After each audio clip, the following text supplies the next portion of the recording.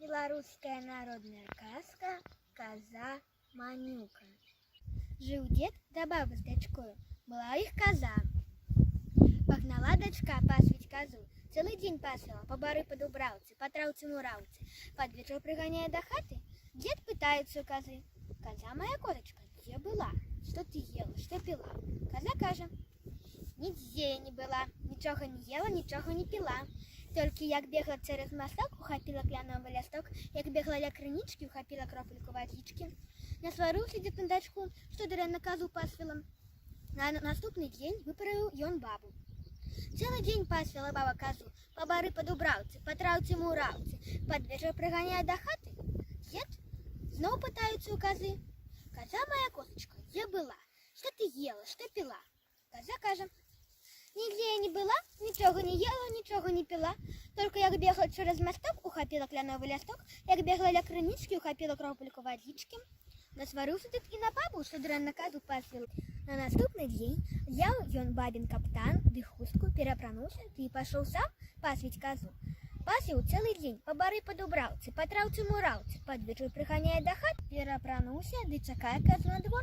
Приходит коза, дед пытается яе: «Коза моя козочка, где была? Что ты ела, что пила?» Коза каже: «Нигде я не была, ничего не ела, ничего не пила. Только як бегла через мосток, ухопила кляновый листок, як бегла ля кринички, ухопила кропельку водички».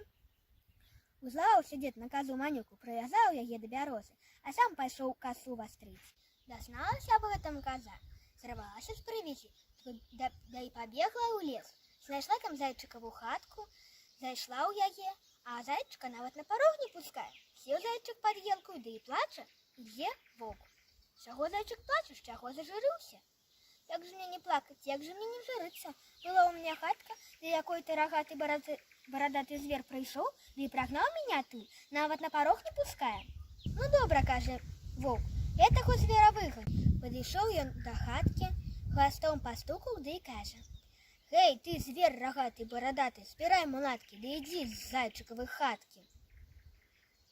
А коза як затупа, як замекает, да и каже: «Заколю тебя рогами, затопчу тебя ногами, да и бородкой замяту». Спужался волк, да и от беды утек. Сел зайчик, да и знов плача: «Где медведь? Чего зайчик плачет, чего зажурился? Як же мне не плакать, як же мне не журиться?» И рассказал зайчик о своей беде медведю. «Ну добра, каже медведь, я таго звера одразу выгоню». Подошел ён к хатке, да и каже: «Эй, ты, зверь рогатый, бородатый, збирай манатки, да иди хутчэй з зайчиковой хатки».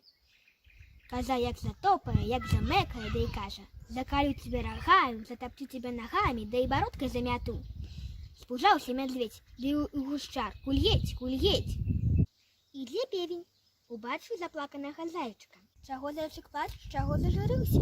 Як же мне не плакать, як же мне не журиться?» И рассказал зайчик о своей беде. «Я таго звера ведаю, гэта дзедова коза Манюка».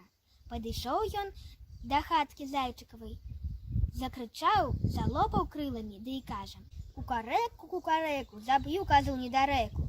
Почула гэта коза, затопала, замекала, да и каже: «Заколю тебя рогами, затопчу тебе ногами, да и бородкой подмяту». Спужаўся певень, яшчэ мацней залопаў крылами, да и закукарэкаў: «Гэй, коза, збирай манатки, да иди хутчэй ты з хатки, бо вон дед ідзе, ён косу нясе». Як пачула коза пра деда з косою, спужалася, да и кулём выскочила з хатки, а певень з зайчиком зайшли ў хатку и стали там жить-поживать, да добра наживать.